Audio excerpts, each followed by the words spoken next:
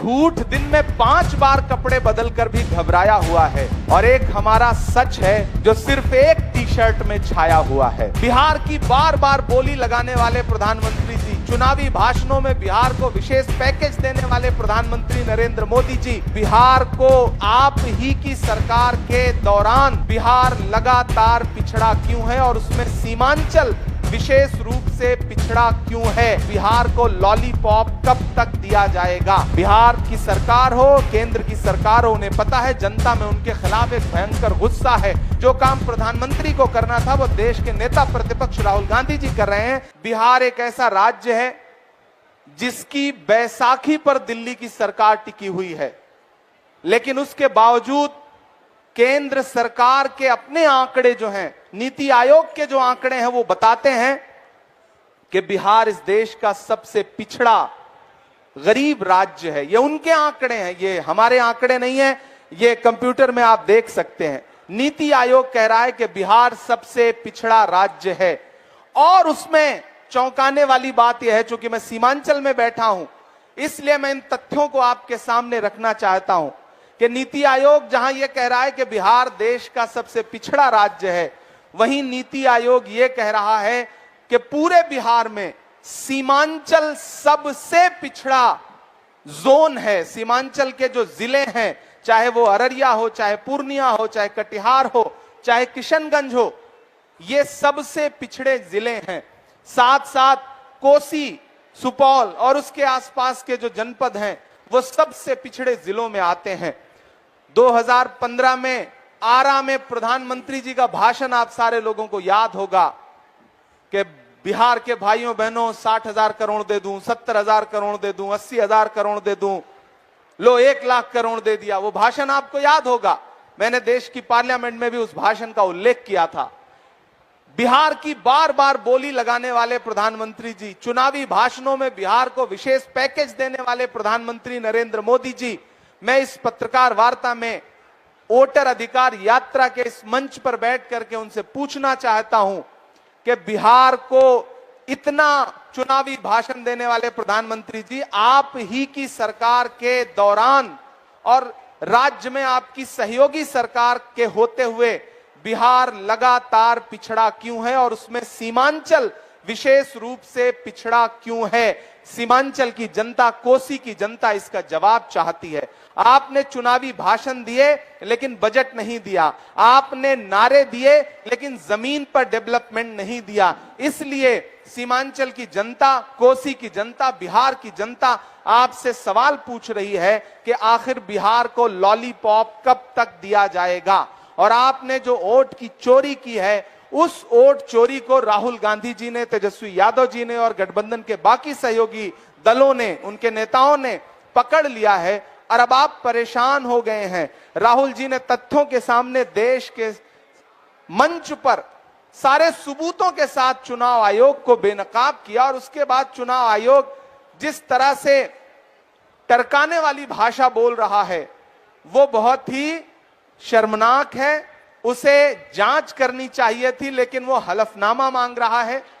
देश के प्रतिपक्ष के नेता राहुल गांधी जी ने जो बातें कही हैं वो किसी हलफनामे की मोहताज नहीं है। राहुल गांधी जी के बारे में पूरा देश जानता है कि राहुल गांधी जी उन्हीं तथ्यों पे बात करते हैं जो तथ्य सच्चे होते हैं। राहुल जी ने जो तथ्य देश के सामने रखे हैं, कर्नाटका के बेंगलोर की एक असेंबली का जो डेटा उन्होंने देश के सामने रखा है, वही डेटा ये बताने के लिए काफी है कि किस तरह से वोट चोरी हो रही है। और अब एसआईआर के नाम पे पूरे बिहार में जिस तरह से लोगों के वोट काटे जा रहे हैं और कुछ विशेष इलाकों को चिन्हित करके जिस तरह से वोट काटे जा रहे हैं, वो जहर देता तो सबकी नजर में आ जाता। सो ये किया कि हमें वक्त पर दवाएं न दी। बिहार की सरकार हो, केंद्र की सरकार हो, उन्हें पता है जनता में उनके खिलाफ एक भयंकर गुस्सा है। मैं सीमांचल में बैठा हूं, इसी सीमांचल में किशनगंज में अलीगढ़ मुस्लिम विश्वविद्यालय का एक सेंटर जो है वो यूपीए के दौरान 2013 में सोनिया गांधी जी के इशारे पर, उनके अनुमोदन से, उनकी ख्वाहिश पर यहां को एक सेंटर मिला था। वो सेंटर पिछले 12 साल से विकास की बाट जो रहा है। 136 करोड़ रुपए सैंक्शन हुए थे, आज तक सिर्फ एनडीए की सरकार ने 10 करोड़ रुपए दिया है, बाकी पैसा नहीं दिया है। मैं लगातार उस आवाज को देश की संसद में उठाता रहता हूं।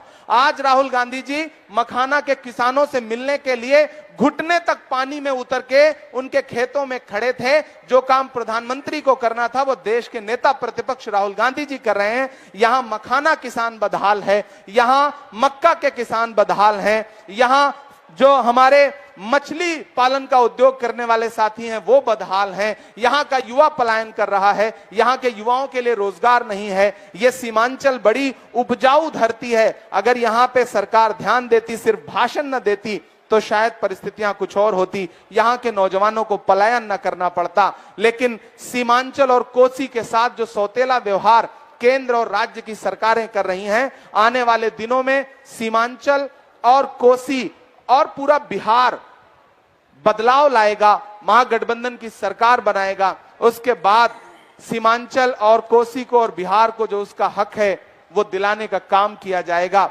आप मीडिया के साथी यहां मौजूद हैं, मैं आपके सामने ये तथ्य भी रख रहा हूं कि किसानों की तरफ से लगातार ये बात हम लोगों के सामने आ रही है, राहुल जी तक आ रही है कि यहां यूरिया नहीं मिल रही है, खाद नहीं मिल रही है, स्वच्छ पानी नहीं मिल रहा है।